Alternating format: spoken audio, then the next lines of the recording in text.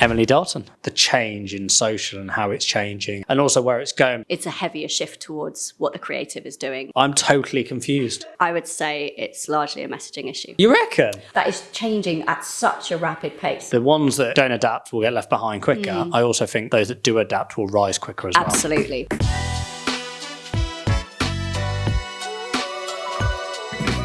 Welcome to The Fake Marketer. Today is a little bit different. We haven't got Nick. We haven't got Poddington Peas. We've got Emily Dolton. Hello, Emily. Hello. Thank The you for crowd having me. have gone wild. The crowd. Wild. Thanks. It's great to be here. Thank you for having me. It's okay. We're a little bit delayed because of a meeting I was in. But you, Emily, you were, but you still are. You're a Facebook ad specialist. I am. Is that a fair? That's a fair description. I am a Facebook ad specialist, and I have recently pivoted to helping businesses to grow using their customer data. So I am a bit of a mixture of, I've largely pivoted away from ads, but I still love them. But I kept being told by clients, you end up looking at my whole business, not just my ads.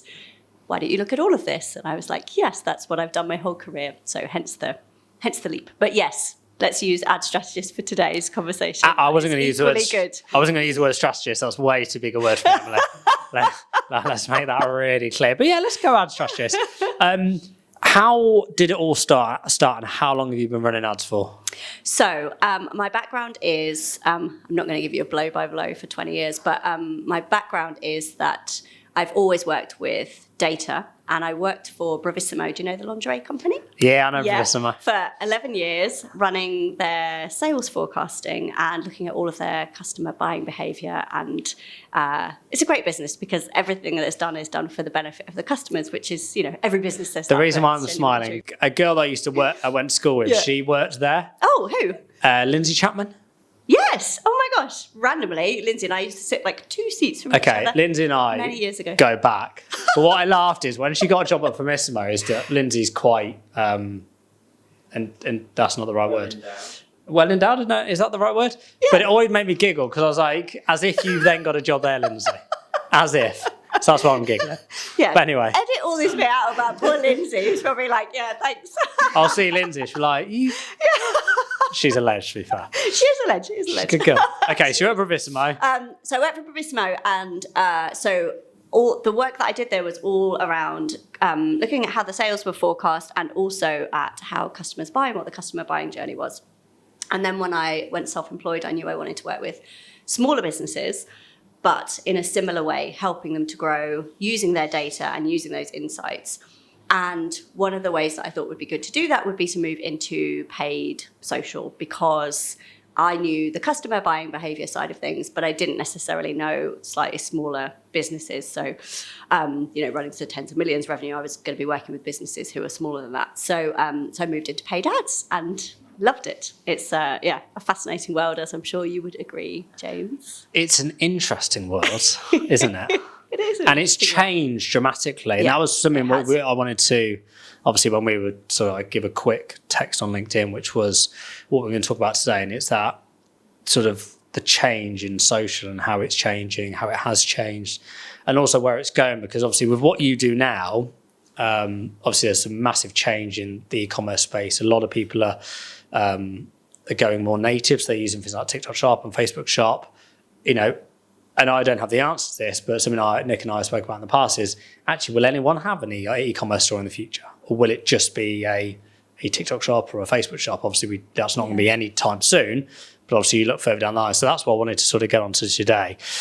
In terms of going back onto your Facebook ads, what did you love the most about it? What I loved the most about it is when you can see them really flying and you know why they're flying. And ads, I don't need to tell you this, but ads amplify what's already working really well organically. And so when you see the organic working really well and you see the ads amplifying that and it all working like a dream, like, it's super satisfying. And I think it is possible to run ads well without a huge organic following. It's not that you need to have this massive audience, but you do need to have your messaging clear. You've got to have your organic being your shop front so that if someone clicks through from an ad, your organic is representing your brand really well. And if your organic is already doing a fantastic job, it just makes it easier for the ads to then also perform well. I think we've seen such a shift in recent years from, when I first started working in ads, the audiences you chose were so important, and all of that testing of different interests and different lookalikes and different percentages and different regions and all of that good stuff.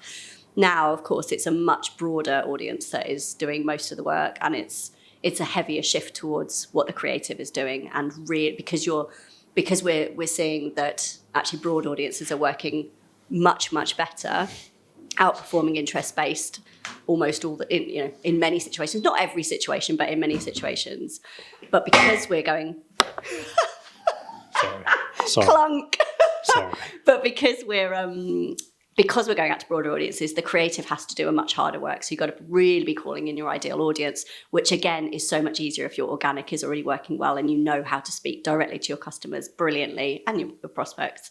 You can then lead that into the ad space as well, and they just work really well together. So that's my favorite thing, is when it all just works like a charm. Happy days. It's mad, isn't it, with the interest space? Because I remember back in the day, we had a few clients where there were certain interests and pools of people that would work amazingly, and then they would just turn them off, and you're going, oh, what do I do now? Like one was for a mum, it was mama and papa type, prenatal and postnatal, and you could basically select on how old the child was, or if there was someone who's pregnant. Just went overnight, changed our entire game. We went from 10 ROAS to like 2, and it's like, okay, we have to change everything from but we don't get any. What I think a lot of people forget is that we don't get told that this is going to happen. There's no consideration to us or the customers. Meta just go changed, and that's it. And then you'll go into another ad account and they'll be there. Yeah, on my account, it's not. And that's the other thing with Meta ads, although that the interest, moving away from the interest of the broad audiences, is that a lot of people aren't aware that not every ad manager is the same. We get a lot of US clients that will have different ad managers to those in the UK, and you're thinking, what is going on? So it's not one size fits all. Absolutely. I think you're absolutely right. And I think it's a frustration I've heard a million times from business owners, is that nothing stays the same. So it's such a moving landscape all the time, but also simple things, which to you and I, we're in and out of different ad accounts all the time. So, we're having to keep up with the interface changes, but actually as a business owner, when you've just got the hang of something and then you find that half your interests have gone or the entire interface has changed overnight with no warning, it is really unsettling. And I think that's one of the things that's hard for a business owner who's running their own ads is that. Well, especially if they're just doing this as like an add-on to their day, or they might look at it, set up an ad and we'll look at it in a couple of weeks' time. Then they go back in and go, where do I go? Yeah. I don't go in very often now. And even I sometimes go, I'm totally confused. And I'm not in there very often, at all now, really. But even I, who has knowledge of it, it's the second it changes, you have no idea. So it's, which is why when you start looking at, whether it's freelancers or agencies, yes, they are worth their weight in gold, but you've got to make sure that you're definitely profitable, before that. Interested with the broad audience versus interest-based. So I'm still seeing a lot, and typically on LinkedIn, people are still having this debate, broad audience versus interest. There is not one way to skin a cat. And I think you'll agree on this, is that you could have one ad account and you've got a load of broad audience ads going out, a load of interest-based, and they're both working. It's not that one works better than the other. I think it's just, if your ad gets picked up and it runs, just run with it. Yeah, absolutely. Don't it's like that, it. Make sure you're keeping an eye on all the soft metrics, but actually, even if the soft metrics are rubbish, if the actual conversion event is doing what you want it to do, stick with it. If the click-through rate's terrible, but actually every person who's clicking through is buying, that's a winner over some really high click-through rate when someone isn't actually doing anything, obviously depending on what you want the ad to be doing. But I think it's really fascinating how every ad account is different. It's why testing is so important. And it's also why, especially businesses who are just starting to run ads and they say, well, what kind of ad budget do I need? Like, you can start with a modest budget, and doesn't mean that's wrong, but it makes it so much easier if you've got a bit more budget to test with initially. It just means you can learn much more quickly. You can get out the learning phase much more quickly. And so I think we're only going to see that more as 2025 continues, and the prominence of having to test so many more creative variations because the audiences are broader. That ability to test creative more quickly especially with AI coming into the fold, you can produce many, many, many more versions more quickly, but they have to be the right quality. And it's about making sure you can, react as quickly as you can, but also making sure you've got enough budget so you're not spreading it too thinly and not actually getting decent statistical results out of every variation that you're running. I don't think many brands know that even there's a learning phase. Most people, especially, some of the people that Nick deals with the ads clinic, is that, we get these people in and, they've been running ads, which is great themselves.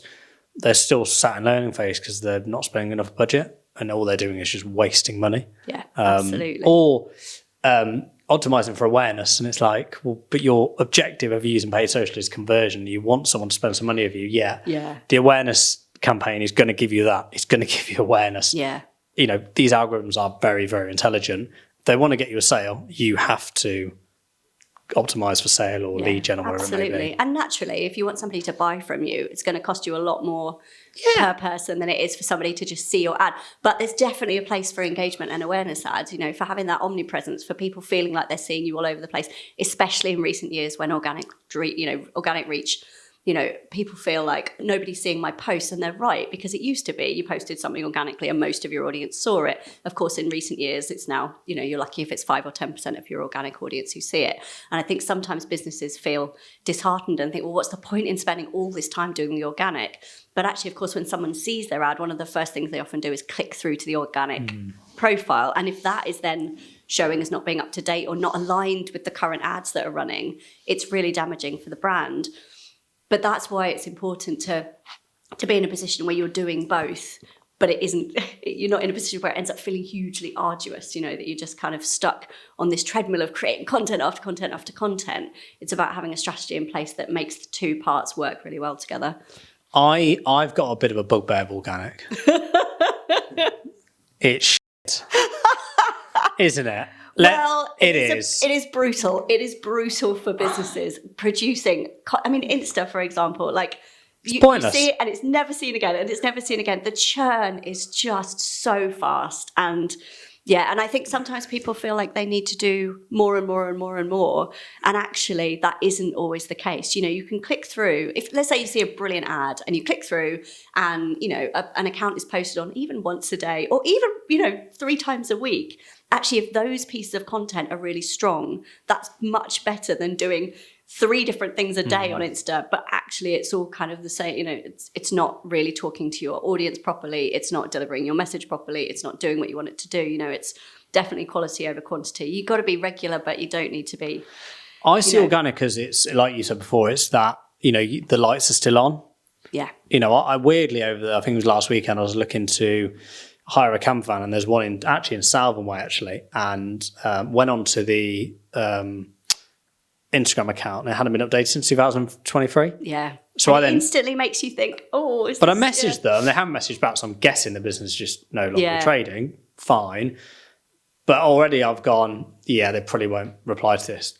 So I sort of see it as that light on, because like I said, up to 5%. On average across the board, it's less than 2% will see your organic post, which is nuts. It is. You can't. The worst thing is now you can't even use it as and something we used to do a lot at Lecture on Social was the litmus test for paid was how good it's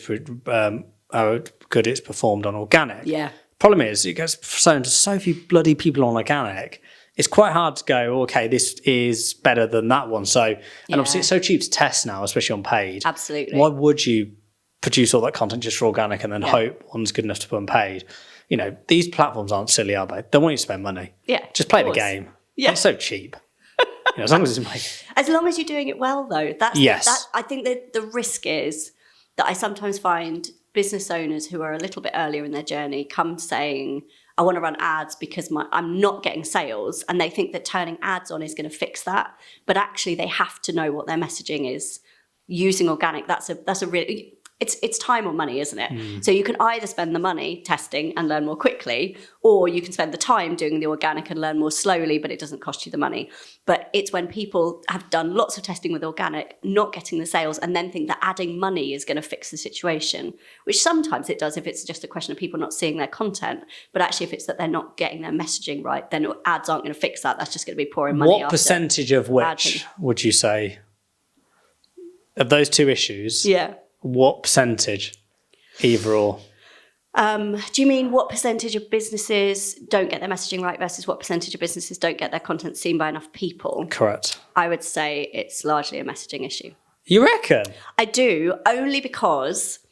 this is interesting. Yeah, only because I think... Well, no, I'm going to caveat it. Let me caveat. No. Love There's a no little caveat. caveat. No, it's good. There's no fence, Emily. I love a fence. No, I wasn't going to sit on the fence. I'm standing by, but I do have to give a caveat, which is, I think it depends on the stage of business that someone is at. So if somebody is already generating a reasonable amount of revenue and they're not seeing the growth, then that is to do with they're not getting enough new eyes on the prize, and or they're not doing enough with their retention strategies. If it's that they're earlier in their business, thinking ads are going to solve that they're not starting to generate sales, I think that's a messaging thing. So I do think it's different issues, it's different solutions depending on the stage of business someone's at and why they think ads are the right next step for them. Yeah, it's interesting. I would say, my opinion is I don't think enough eyeballs are being seen. I think you can still have a really bad, you can have a good product with bad messaging and still get sales. You can't have a really good product if no one sees it. Yes, I do agree with you. I think that, well, then that takes you on to customer feedback. It does, yeah. Yay! I love a bit of customer feedback. So one thing I don't think businesses do enough is actually talk to their customers. People don't get enough feedback from their customers. And actually, if business owners talked talk to 10 customers a week, they would get more from that than they would from a year of just trying to post content and hope for the best, And I think that's what it comes down to. And that would actually answer both of our questions, both of our viewpoints, that the customers would tell you is like, your product is rubbish, or your messaging rubbish, or I really liked it, but I found it somewhere else for cheaper, or I just hadn't seen it and I didn't know about it, which sometimes is the case with existing customers. They then don't hear from you enough, either via organic or paid or emails or whatever your strategy is. That's why they don't buy again, because they don't hear from you enough. But that initial acquisition piece, I think messaging can focus more heavily, and it's... Well, that's the most expensive part. Acquiring the customer is always, whatever line of work you're in, is always the most expensive part. I think a lot of e-commerce brands, if we're going to focus on those, I think they go into I'll just turn my emails on and I'll get loads of revenue. Well, fine, but, something like you say, Lies, you've got to be omnipresent. A firm that does it really well at the moment for me is Axel Arigato, and the core brand of Nick Wes. I clearly don't. They're everywhere. Yeah. They are everywhere I go. Now, clearly I've engaged. I've looked at, more because I've been using it for Ruby, actually. Look at the comments they've missed. But again, I've engaged and I see them everywhere now. They're literally everywhere. Great. Absolutely amazing. They're all over me like a rash. That is how you do it. Yeah. And some other brands do it very, very well, but you've got to be omnipresent. Yeah. And also that you're not just omnipresent for a couple of weeks, that actually I think... Oh, forever. Yeah, forever. Because eventually you will probably buy, especially when you see Nick wearing his was a form, and you'll be like, I would like to try some of that. Oh. What did you say? Probably turned me off a bit.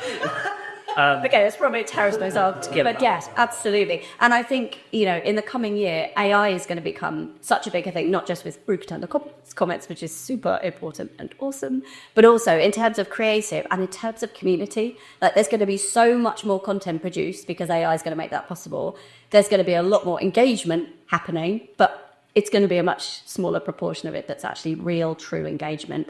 And I think, customers are really going to want to see more user-generated content. Authenticity is going to be even more key. And we see so much content all the time. So it's really interesting that you've noticed you feel like they're all over you. Like, that's great because they're showing themselves often enough to you. Actually, if you've just seen 1 or 2 or 3 of their bits of content, that they wouldn't even have registered in your brain.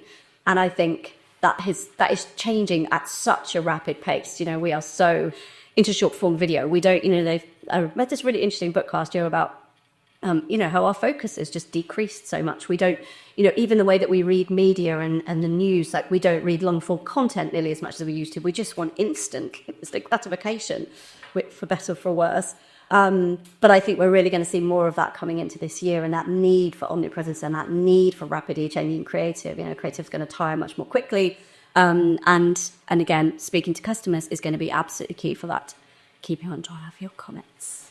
keep on top of your customer feedback. It's really important. Have to. But- Going into, again, to keep it on to e-commerce, so we've seen the rise, and it's not a small rise, it's a meteoric rise of TikTok Shop, Yes. which I spend the money on there. Not yet. I think I had you to spend money, then it must be. Exactly what I bought Nick a t-shirt for Christmas, by the way. I didn't bring home Mr. down annoyed because I didn't think he'd come here. It's amazing. Because I could use my t-shirt. As it's on your level. Okay. We've seen the rise.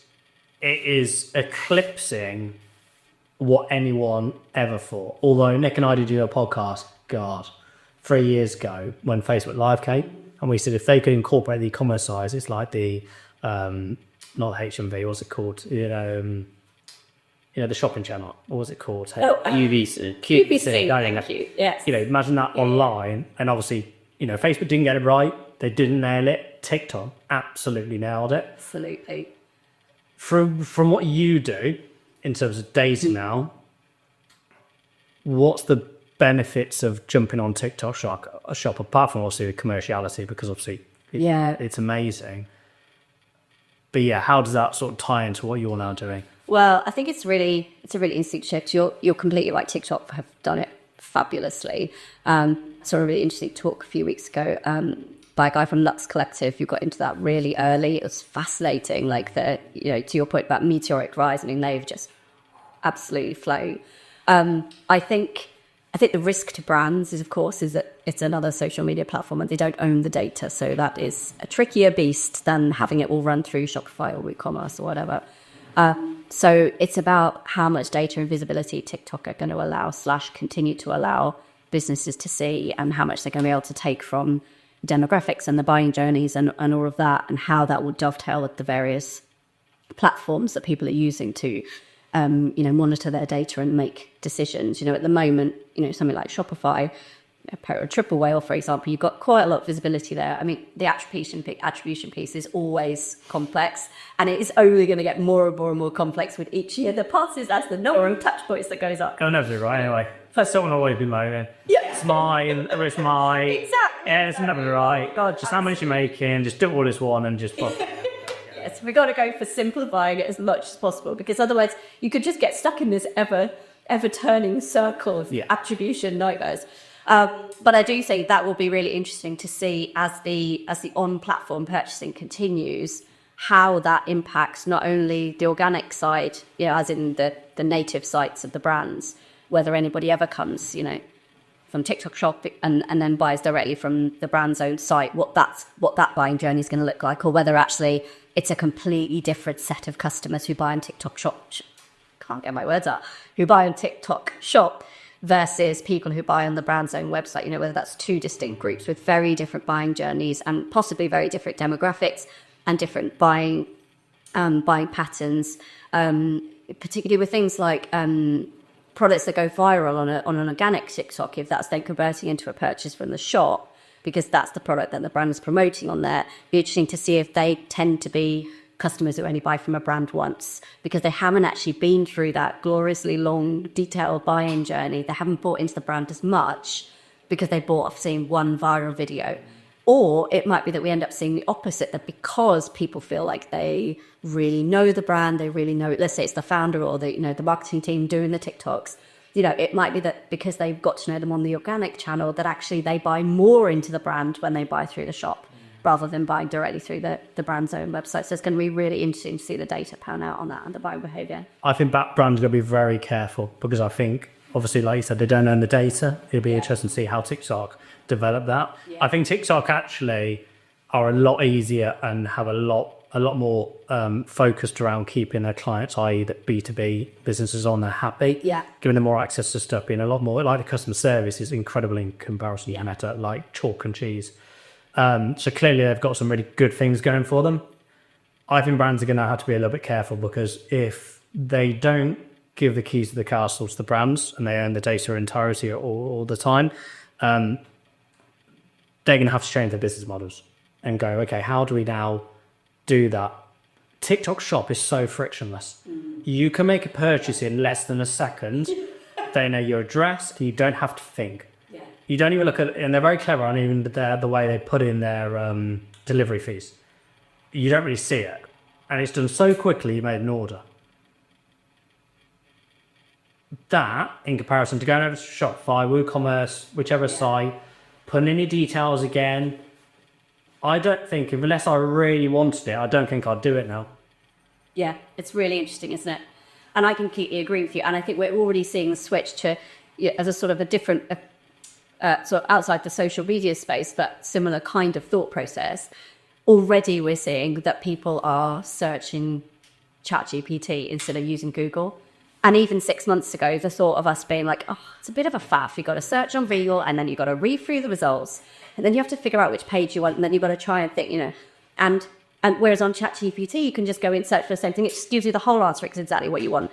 And that wasn't even a problem we thought we had with Google. I mean, sometimes it was off trying to find the answer, but it's exactly the same thing. It's that frictionless, easy, speedy, one-click purchase from Amazon, and you're absolutely right. There on TikTok Shop, it makes it so frictionless and so quick that brands are gonna have to work harder if they want people to come across them. But if TikTok continues the way it is, and they keep the customer service amazing, and they can keep the brands happy in the way that they manage their data, the brands aren't necessarily going to want to bring people across to them. If it works well, as long as they can see that they get that customer loyalty, I think the retention piece is going to be really interesting. I think acquisition, absolute no-brainer, TikTok Shop. But what's going to be interesting to see is how it pans out in terms of the retention of customers and how brands handle that, and also how TikTok handles it. If I look at the brands that I've purchased over the last like just before Christmas, prior to Christmas now, either funny t-shirts for you, Michael, or for Nick or whatever,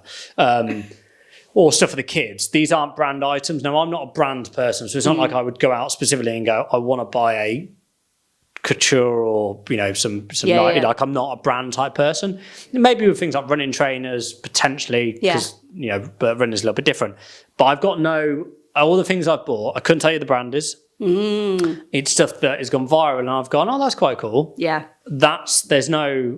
I won't become a repeat customer because I don't know what the brand is. Exactly. That's my point. Absolutely. But that's then scary, because if I'm buying stuff because it's impulse and they've done a fantastic job in getting me there, and I'm not now worried about what brand is. Like, I bought some t-shirts. I even ordered one to the gym this morning. It's got a little smiley face there. It's really cool. I like that design. I'll wear that t-shirt for 10 years and not worry. But I don't care about that. There's no loyalty. Exactly. So if I am a brand, like a natural brand, let's say Axel Arigato, well, I'm now competing with a bloke in China, because that's who they are, who's going to give a similar t-shirt for a tenth of the price. But all I need to do is just get a good ad in front of them. Yep.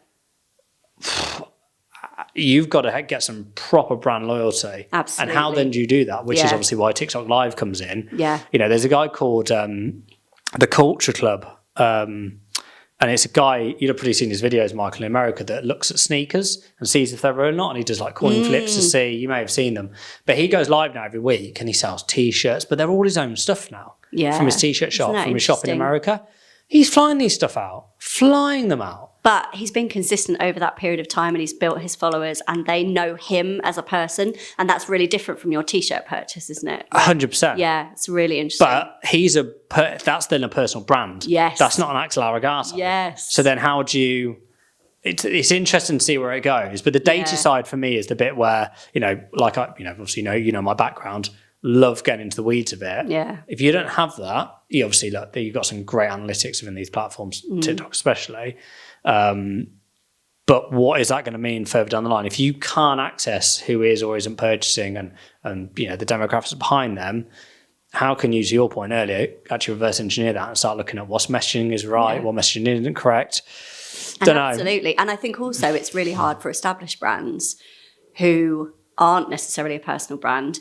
How do they even go about determining where they're losing their customers to? There's going to be just generally less visibility. They can absolutely try and compete, but I think it is going to be a harder ask for them, And I think also the whole viral aspect of TikTok levels the playing field a bit. So, for example, your unknown person, they can create one amazing ad or one amazing piece of organic content, get it in front of a couple of million people, And they don't have to be a big brand to be able to do that. And of course, going viral has always been a thing, and that's great. But actually, I think it's completely changed now that TikTok is monetized, now that it's e-commerce, because it completely revolutionizes how the small guys will be able to compete against the bigger guys. But I think you're completely right. I think the lack of personal brand for some brands is going to be really challenging. I think it's going to be really interesting to see how it unfolds. It's going to be challenging. And I think they're going to look back and go, oh, but there's nothing they could do, because if you're Nike, you're not going to have a personal brand. No. You know what I mean? Like, you're not going to do it. They're a faceless brand. So I think you've got those mid-tier ones, or those smaller, like, that sneaky guy that I just mentioned. He'll be creaming that for a while, for a long time, and fair play to him. Yeah, absolutely. People are going to, rather than going to Nike and buy an Air Jordan from him or a Jordan T, they're going to go to him now and buy it because he's not selling it on live. So it's interesting. I think it's just going to keep going and keep going and keep going. I think brands that are using purely Shopify, Magento, these, WooCommerce to produce revenue, I think they're going to have to move pretty quickly, because they're going to be so far behind. Yeah, I think you're right. And I think it's interesting because a lot of the advice out there is still, you've got to do your organic socials, and you've got to do your meta ads, and, and they absolutely have a place. And obviously Google and, it all has its place. But I think you're absolutely right. This year is going to see a rise of much, the newer side of things, and that people are going to be, it's going to be easier to be left behind this year if people don't act quickly, because everything is developing so fast. You think how much AI has developed even since the summer. Something like Midjourney, Midjourney? Yes, excellent. I assumed you would. But, Midjourney, I remember first seeing that back in April, May, and it was like, wow, this is mind-blowing, but also doesn't really do what you need it to do at all. And less than a year later, it's wild how, We did some yesterday, didn't we, on Monday? Yeah. We did a couple on, what was it I sent you? In video. Unbelievable. It is. Created me a 30-second video on why, social media managers need to deal with comments out of hours. Like, it was incredible, wasn't it? Yeah. And don't get me wrong, was it polished? No, but you could whack those out all day and it'd get engagement. Absolutely. And it took us, 10 seconds to write this prompt. Yeah. And loads in the back of the time. But what's the outcome of that is we're doing that, and we're then filling the feeds with even more content. So each bit of content gets even less time. Like, it just becomes faster and faster and faster. Unless it's good. Unless it's good, which of course it will be good. But it's but again, it's the brands that don't do the quality are going to try all of those things, and then probably pretty quickly find that it doesn't do what they need to do if it isn't quality. It's a bit like on the high street, the shops that have been around for a long time but just didn't up their game end up being the ones that shut, sadly. And, it's tough. It's going to be a really fast-moving space this year, I think. It's interesting that the ones that don't adapt will get left behind quicker. I also think, similarly to that, on the flip side, is that those that do adapt will rise quicker as well. Absolutely. The Well, it's really rise to the exciting. I mean, there's loads of great growth opportunities. It's just making, it's about brands keeping an eye out for the good advice versus the not so good advice. And there's a lot of that around, Emily. A lot of that around, which is what the podcast is here for. Indeed. So, Emily, we're nearly finished. What's your biggest advice for 2025 for social media managers? Or anyone running paid ads? Okay, anyone running paid ads, get super, super clear about what your strategy is. I think it has never been more important to understand exactly what you are trying to get ads to do. I think omnipresence is going to be even more key this year, to your point about the brand that you just keep seeing over and over again. That feeling of, gosh, we're just showing people stuff all the time. They need to see it all the time. They need to see you everywhere all the time. But it doesn't have to be through creating the umpteenth organic post that week. It can be done with paid ads. And messaging, having that hook being super strong so that you're, in those broad audiences, your ideal customers really know that you're talking to them. Brilliant. That was a good podcast, Michael, wasn't it? We are still recording this. We record a guy, so we've got a new podcast, which I'm going to plug now in the comments. Amazing. Great name. And we bring on social media manager or brand owners, and they write in a big application form where we then recruit and go through their things. Amazing. We had our first guest today. He drove down from Glasgow. Congratulations. Got And two what more do you tomorrow. ask them, or what do you tell them, or what does the podcast cover? They basically fill in an application form, what they're trying to achieve with social, give me all their social profiles and what they think they're doing right, what they think they're doing wrong, and we basically analyse it with them, tell them what to go away and do. Amazing. On the podcast, that's awesome. Yeah, we do it all live, yeah. I love that. Yeah, so we record the first one today, and Gordon came down from Glasgow, drove all the way down. How amazing is that? That is real dedication. I love that. But also, why would he not? Because, you're great. I don't know, it's a long way, Emily. But yeah. I love a road trip, so I'm like, oh yeah, I drive down from Glasgow. So he came in, and Michael said it was a very good podcast. Excellent. And I believe, Michael, I think this is top tier again. All right. This is what happened when Nick's not around. I was going to say, to just say it to everybody, yeah, top tier. Everybody is top tier. There is no bottom tier or even middle. Oh no, we're always bottom because Nick's here. Poor Nick. No, Nick hasn't been on for a while actually. Nick's like evaporated. We never see him anymore. It's great. I saw him just before I came in, so he definitely exists. He is here. But Emily, thank you for coming on. Thank you for having me. Sorry I was late. Absolutely fine. Apologies. We'll blame Wendy Finance for that. And everyone, see you next week.